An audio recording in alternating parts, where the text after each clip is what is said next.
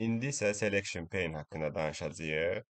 Selection Pane report səhifəsində yerləşən bütün vizualları bir siyah şəklində göstərir. Burada biz vizualların adını dəyişə bilərik, gizlədib yenidən göstərə bilərik və ya onların səhifədəki yerləşmə sırasını idarə edə bilərik. Selection Pane xüsusilə mürəkkəb dashboardlar hazırlayarkən və bookmark ilə birlikdə daha çox istifadə olunur. İndi isə Selection Pane-ni necə aça bilərik, hardan daxil ola bilərik, onu göstərəcəm. Ekrandakı bu sağ paneldə Selection Pane görünməlidir. Əgər yoxdursa, View tabına daxil ola bilərik. Buradan Selection seçərik və həm səhifəmizdə avtomatik yaranacaq burada düşəcək, həm də sağ paneldə görünəcək. Gördüyünüz kimi bu hissədə Selection Pane-də reportumuzda yerləşən bütün vizuallar bir siyah şəklində görünür. Bizim sadəcə burada üzərinə gətirməyimiz kifayətdir ki, həmin report səhifəsində vizual seçili olsun. Gördüyünüz kimi, məsələn, table vizualının üzərinə gətirirəm və table vizualı seçilmiş olur, yəni işarələnir belə deyək. Biz buradan vizualları gizlədə bilərik. Məsələn, hər bir vizualın qarşısında göz işarəsi var. Ona bassaq, vizualı gizlətmiş olacağıq, gördüyünüz kimi. Daha sonra yenidən bassaq, yenidən görünəcək. Bu hissədə biz ümumi şəkildə də hide eləyə bilərik. Bir dəqiqə. Ümumi şəkildə də hide eləyə bilərik. Daha sonra show-u bassaq, hamısı birdən görünəcək. Bu reportu silmədən vizualları müvəqqəti gizlətmək üçün istifadə olunur. Daha sonra burada layer order var. Bu nədir? Bir vizualın hansı ardıcıllıqla yerləşəcəyini idarə edir. Məsələn, slicer vizualımızı gətirirəm, column chartın üzərinə buraxıram. Bu hissədə görürsünüz ki, artıq slicer daha üstdədir. Bunu tutub column chartın altına atsam, artıq slicer görünməyəcək.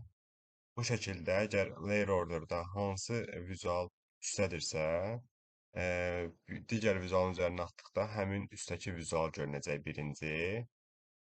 Məsələn, bunu bunun üzərinə atıram və daha sonra table-da gətirirəm, bunun üzərinə atıram. Gördüyünüz kimi artıq, məsələn, bu hissədə bizdə birinci görünəcək slicerdir. Əgər mən table-ın görünməsini istəsəm birinci, gətirirəm table üzərinə atıram və artıq sadəcə table görünür, ən birinci. İndi bunları yerinə düzəldim. Daha sonra burada biz üzərinə 2 dəfə bassaq həmin vizualın adını dəyişə bilərik. Bu da nə işə yarayır? Vizualları daha rahat tanımaq üçün istifadə olunur. Ola bilər ki, biz burada məsələn bir kart vizualından 2 dəfə qoysaq, gördüyünüz kimi kart. Sadəcə bunların hansı kart vizualı olduğunu bilməyimiz üçün istədiyimiz bir adı yaza bilərik. Məsələn, bura total sales yazıb, bura ümumiyyətlə başqa satış sayı falan yaza bilərik. Yəni anlaşılma daha rahat olsun deyə. Daha sonra bu ən çox bookmark ilə birlikdə istifadə olunur Selection Pane. Məsələn, bu vizualı indi gizlədim buradan. Daha sonra bir bookmark yaradım burada. Və bunun adını da qoyuram ki, məsələn, gizli. Gördüyünüz kimi. İndi bunu aktivləşdirirəm və yenidən bir bookmark yaradıram. Burada isə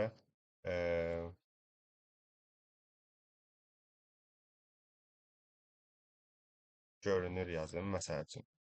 İndi biz burada bookmarklar arasında keçsək, gördüyünüz kimi Selection Pane-dən istifadə etmiş olduq. Yəni vizualları gizlədib hansı bookmarkda görünməli olduğunu təmin edə bilərik.